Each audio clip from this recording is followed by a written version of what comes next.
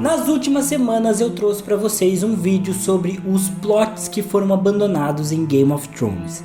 E como vocês gostaram bastante desse vídeo, hoje eu trago um conteúdo nessa mesma pegada, abordando algumas questões que Game of Thrones levantou, mas simplesmente deixou sem resposta. Alguns desses mistérios ou questões, a gente até tem algum tipo de informação diferente nos livros, ou tá esperando para que isso aconteça de alguma forma nos Ventos do Inverno. Então eu também vou sempre contextualizar para vocês das diferenças de livro e série. Então eu sou o TH Magaldi e vem comigo.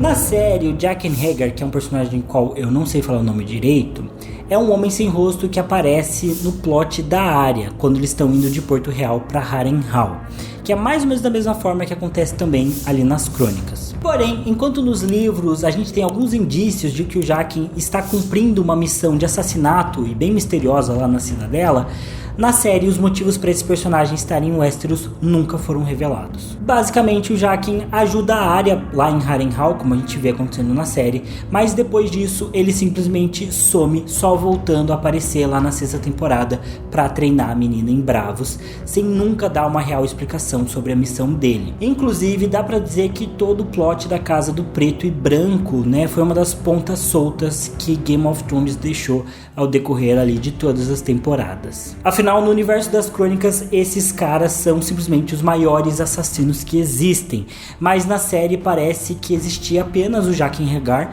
em vez de toda uma sociedade ali de assassinos, e aquela menininha chata lá que a Arya acaba com ela na sexta temporada. Depois disso, a Arya também simplesmente rouba vários rostos e sai da sociedade, e eles aceitam numa boa, como se fosse fácil você chegar numa guilda de assassinos, descobrir todos os segredos deles e simplesmente ir embora tranquilamente, sem nenhum tipo de retaliação por parte deles. Vai entender, não faz sentido nenhum.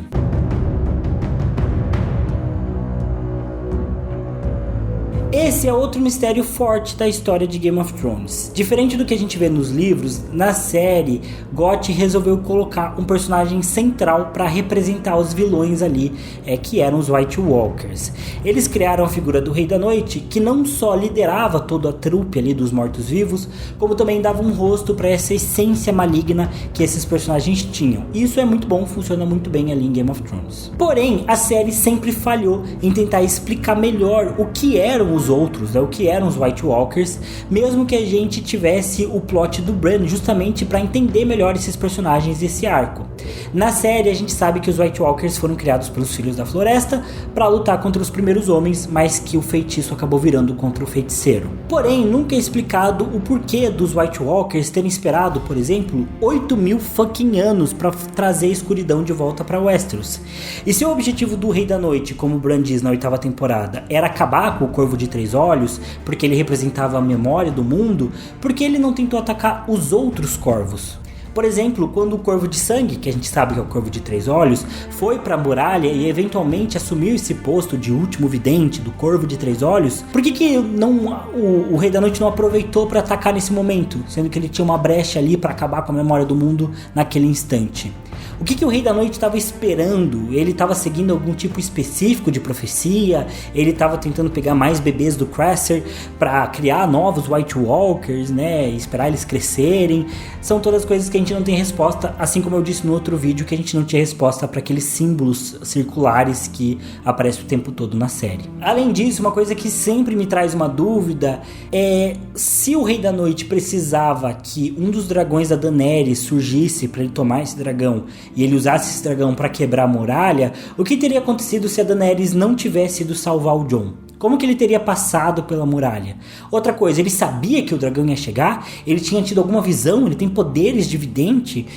Não tem uma explicação. Parece que simplesmente caiu no colo dele um dragão morto para ele ressuscitar, e aí sim ele conseguiu passar da muralha. Ele não tinha nenhum plano B, aparentemente. Basicamente, todas as motivações que a gente tem nesse núcleo, envolvendo os Caminhantes Brancos, o Rei da Noite, até mesmo o Bran, são muito mal abordadas na história, porque como a gente já falou no outro vídeo, o D&D queriam cortar a magia da série a todo custo, e foram fazendo isso aos poucos, sacrificando aí o desenvolvimento de alguns personagens e de alguns núcleos da história.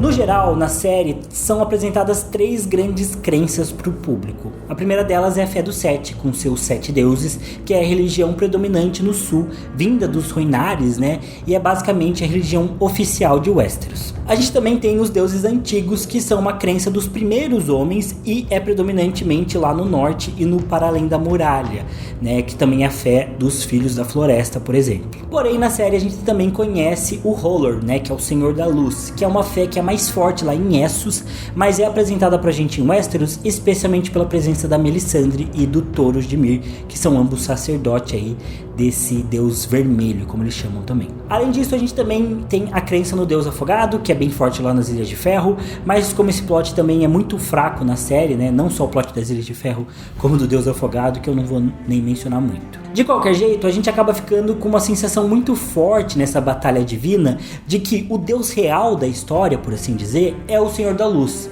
Isso acontece porque tem muitos momentos da história no qual a Melisandre demonstra seus poderes. Ela ressuscita pessoas, consegue parir crianças das sombras, assim como Thoros de Myr também consegue ressuscitar, né, o Beric Dondarrion. Então a gente vê os poderes do Deus da Luz e a gente entende que ele é real e que ele tem realmente algum controle ali sobre as ações de Westeros. Além disso, a crença no Senhor da Luz também diz que existe um outro Deus, um inimigo com nome impronunciável, que é uma figura que traz a escuridão. E na série tudo dá a entender que essa figura antagônica do R'hllor seria o Rei da Noite. Porém, um dos pontos que Got não responde é que isso não faz sentido, porque a gente descobre no decorrer da 6ª temporada que o Rei da Noite não é um deus, ele não é uma força sobrenatural simplesmente. Ele é um homem normal que foi transformado pelos Filhos da Floresta com uma obsidiana no coração. Então, quem seria essa figura que é a oposição ao Senhor da Luz?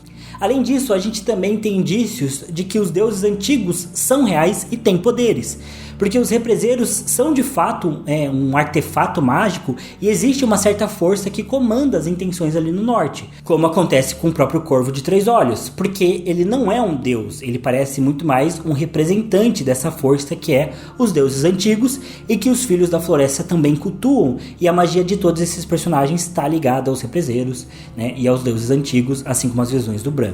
Então, quem é o deus verdadeiro ali em Game of Thrones? A gente tem essas provas de que o R'hllor realmente é real, que ele tem poder. Mas parece que nem toda a crença nele faz sentido, nem todas as profecias, né, e concepções que a Melisandre, por exemplo, faz sobre ele estão corretas. Existem pelo menos algumas forças que se opõem a ele, no caso dos outros, ou mesmo algumas forças que coexistem com ele, que também disputam o controle ali do mundo junto com ele, como os deuses antigos. Então, quem é o deus verdadeiro, ou quais deuses estão corretos, ou como eles coexistem nesse universo, são coisas que Game of Thrones apresenta, mas nunca responde de forma definitiva.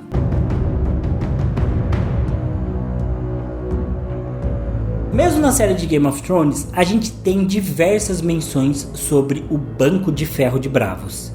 Esse banco é basicamente a instituição mais rica que existe no mundo de Game of Thrones, e eles são muito famosos por emprestarem bastante dinheiro para as pessoas e para governos, mas por simplesmente não aceitarem levar um desaforo para casa de jeito nenhum. Toda vez que eles sentem que vão levar um calote, eles partem para cima aí da pessoa que está devendo para eles. Eles podem até mesmo financiar revoltas, golpes, guerras contra as pessoas que estão caloteando, tudo para conseguir a grana deles de volta e para manter a reputação deles em alta. Eles não aceitam realmente levar nenhum tipo de calote. Na série, a gente até mesmo tem uma conversa do Tyrion Lannister explicando para Cersei como o Banco de Ferro não é brincadeira e como ele não poderia ser logrado. Porém, em Game of Thrones, a gente vê essa galera levando calote pelo menos 2 vezes. A primeira delas é quando o Banco de Ferro acaba emprestando dinheiro para a campanha do Stannis, depois eles caírem na lábia do Davos, que afirmou que apostar no Stannis durante a Guerra dos 5 Reis era a melhor coisa que eles podiam fazer, porque era a única forma do Trono de Ferro, né, pagar a dívida que já existia ali com o Banco de Braavos. Porém, na última temporada, a gente também vê o Banco de Ferro financiando toda a defesa maltrapilha lá da Cersei contra a Daenerys. E porque em sã consciência o Banco de Ferro iria apostar na Cersei ao invés da Daenerys, sendo que a Daenerys tinha dragões, Fica aí o questionamento. Mas o ponto é que tanto a Cersei quanto o Stannis emprestaram dinheiro, mas foram brutalmente derrotados. Ou seja, a dívida do Trono de Ferro e de Westeros com o Banco de Ferro era gigantesca. Mas no final, a gente não tem nenhuma informação sobre quem pagou essa dívida com o Banco de Ferro. Nesse cenário, inclusive, do final de Game of Thrones, faria mais sentido o Banco de Ferro iniciar uma campanha para eles mesmos assumirem o controle de Westeros, aproveitando que os Sete Reinos estavam completamente fragilizados e tentar reaver o dinheiro deles dessa forma, usando ali talvez um líder fantoche. Mas, infelizmente, esse acaba sendo mais um plot esquecido em Game of Thrones e os Braavosis simplesmente aceitam que o Rei Bran assuma o controle de Westeros e deu calote neles mais uma vez.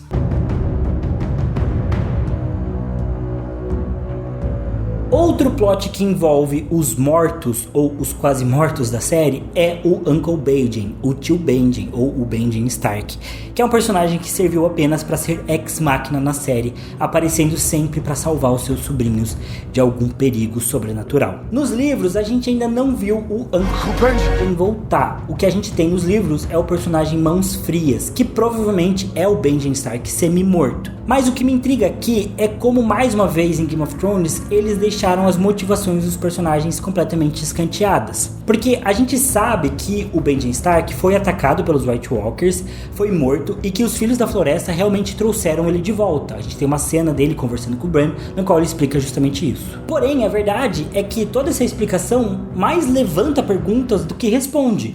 Porque a dúvida é, se ele foi revivido da mesma forma que o Rei da Noite foi criado, com uma obsidiana no coração, por que o tio Benjen manteve esse lado humano que ele tem, enquanto o Rei da Noite se tornou esse mal encarnado? E qual o propósito dos Filhos da Floresta em reviver o Benjen Stark? Qual que é a missão dele ali na história? Nada disso fica muito explorado e o personagem acaba sendo descartado na 7ª temporada, depois de salvar o Jon Snow. Nos livros, é provavelmente por isso que o George R. R. Martin não revelou que o Mãos Frias é o Benjen Stark, porque esse personagem deve ter outro propósito, e ele deve estar construindo isso junto com todo o plot, né, do Para Além da Muralha, ali com o Bran. Então a gente deve ver mais, né, do desenvolvimento desse personagem e entender qual que é a real missão dele. Agora, na série ele não teve missão, ele foi revivido pelos Filhos da Floresta para aparecer no momento certo e salvar a galera, só isso. Não teve mais nenhuma razão. Por que os Filhos da Floresta não salvaram mais patrulheiros? Também não existe resposta. Por que eles não salvaram alguns selvagens? Não tem resposta. Eles salvaram simplesmente o Benjen Stark e só. Nos livros eu acho que provavelmente deve ter alguma relação com o fato do Benjen Stark ser um Stark, ter algum tipo de poder, né, de warg, assim como o Jon Snow, assim como o Bran, assim como a Sansa, a Arya e todos os filhos Stark. Então deve ter alguma relação com o sangue também, com a magia do sangue também.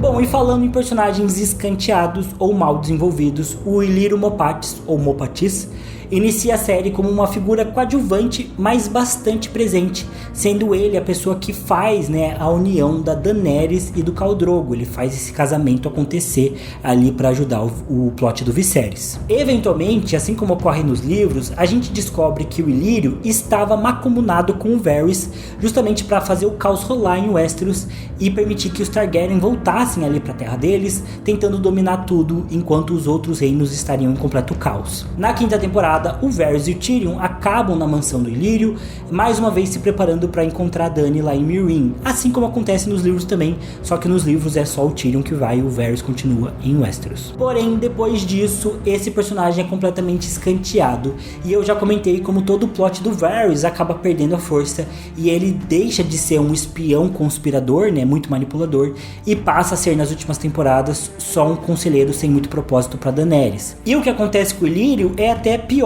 porque esse personagem simplesmente desaparece da série, embora ele seja um dos motivos e um dos grandes responsáveis por toda a treta que aconteceu desde a 1ª temporada. Ou seja, ele foi uma das cabeças, né, pro leão e o lobo se atacarem, como ele mesmo conversa com o Varys lá no 1º livro, mas depois disso ele começa a ser cada vez mais simplificado e deixado de lado pra série. Eu acho que depois da 1ª temporada ele nem aparece mais, né? Então é um personagem realmente bem secundário. Nos livros, o Illyrio é realmente quem dá ao Tyrion a opção de ir pra Meereen, né? O Tyrion não pensa em ir até a Daenerys por vontade própria. Ele queria ir pra Dorne e tentar se aliar a Myrcella e aos Dorneses, pra fazer eles coroarem a Myrcella e por aí vai. E é o Illyrio que chega pra ele e fala, olha, isso é uma ideia burra, né, é melhor você ir lá pra Daenerys, que você vai ter mais chance de vingança com ela. Então ele é realmente um personagem muito importante. Ele também tá o tempo todo tentando fazer a Daenerys voltar pra Westeros. Ele manda navios, né, pra ela, e ela recusa e vai pra Astapor pra conseguir os Imaculados. Então, enfim, é um personagem bem relevante e que podia ter tido um papel importante na série justamente para desenvolver mais o arco da Daenerys e do Tyrion, mas ele acaba sendo bastante escanteado.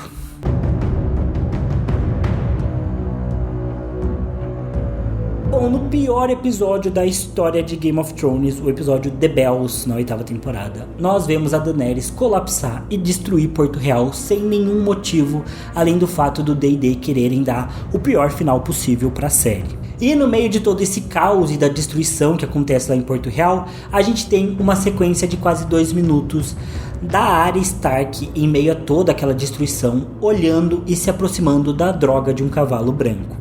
É uma cena super longa e que tenta ser bem dramática, mas que simplesmente não leva a gente a lugar nenhum.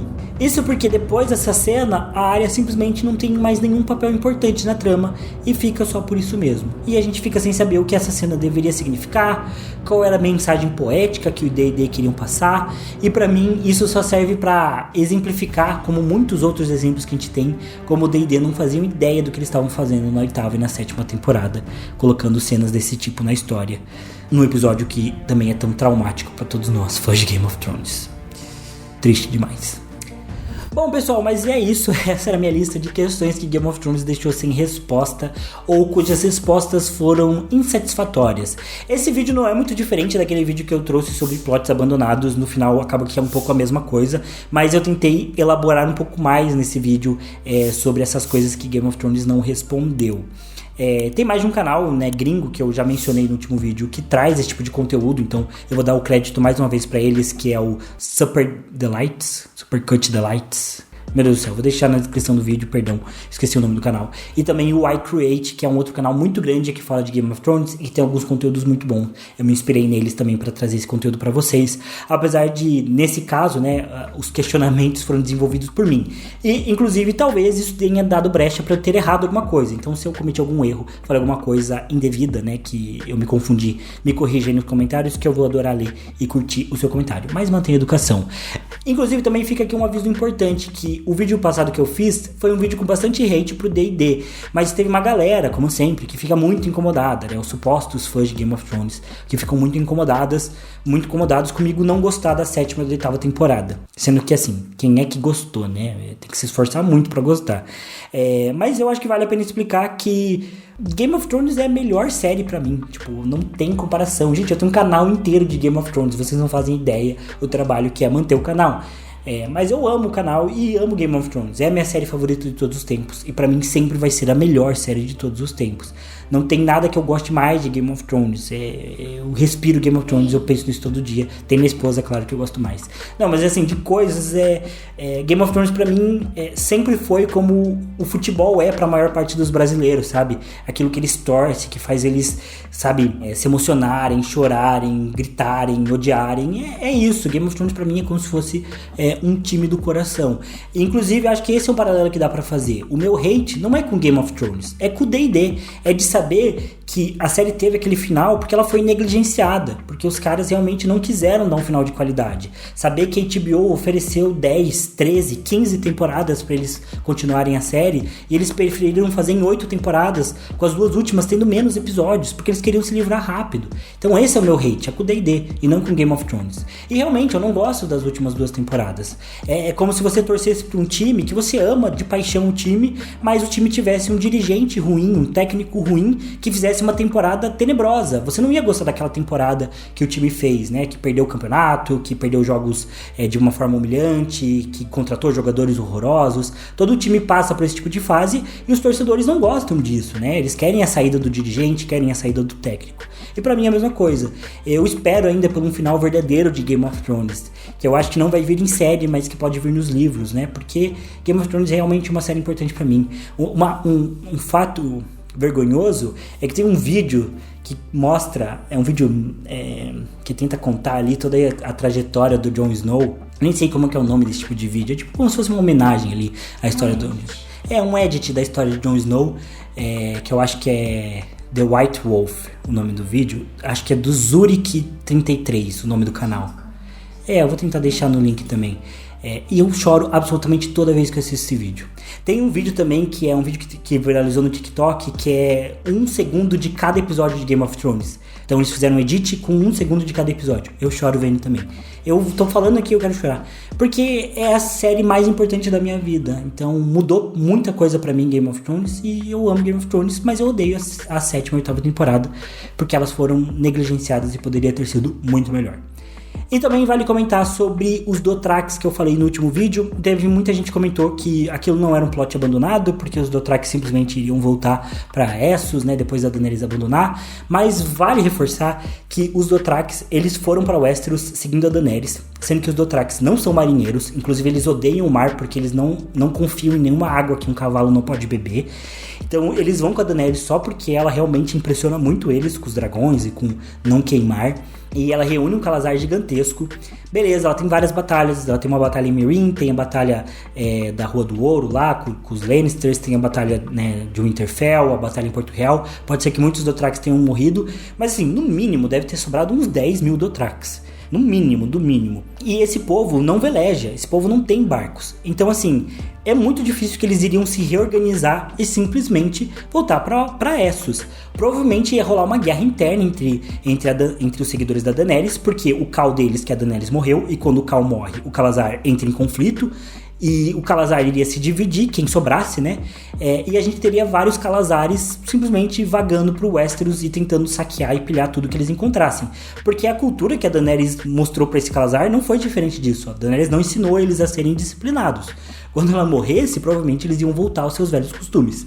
E aí a gente teria, né, um rei Bran tentando lidar com esses Calazares de alguma forma. Sem contar que eles poderiam ir para Campina, que é um território muito propenso a cavalos, e é o território mais fértil também de Westeros, e poderiam fazer um estrago enorme por lá.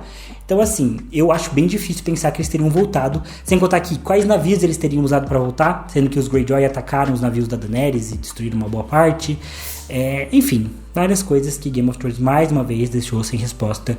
Não porque a série é ruim, e sim porque ela foi negligenciada. Mas é isso, pessoal, deixem nos comentários o que vocês quiserem comentar. Deixem sugestões também para os próximos vídeos, que eu vou estar sempre lendo. E eu vejo vocês realmente no próximo vídeo. Valeu, falou e até mais. Thank you. Avião passado. Só alegria. Bora. Eu fingi que nada aconteceu. Porém, enquanto nos livros a gente... Tamo mal. Que é basicamente a religião predominante lá no sul do Westeros. No sul do Westeros? Sério isso? Sério, Thiago? Mas infelizmente esse acaba sendo mais um plot esquecido por Game of Thrones. E os Bravozis simplesmente aceitam que o rei Bran assuma o controle de Westeros e dê o calote neles mais uma vez. Game of Thrones. Não, falei Game of Thrones. Ai, meu Deus do céu, agora vou ter que regravar. Diego, se eu falei certo, essa regravação é culpa da Milena. Foi no making of pra ver se era Throne Thrones. Nos livros, a gente ainda não viu o Uncle Benjen voltar. O que a gente tem é o personagem dos mãos... Uncle Benjen. Diego, se você achar, põe o Jon Snow falando Uncle Benjen, que é uma das melhores coisas da série. Nos livros, é justamente... Nos livros, é provavelmente por isso que o... Fala Jon Snow, não foi o Jon Snow que escreveu o GOT. E falando em personagens escanteados e mal desenvolvidos, o Illyrio Mopatis inicia a série como uma figura coadjuvante mais...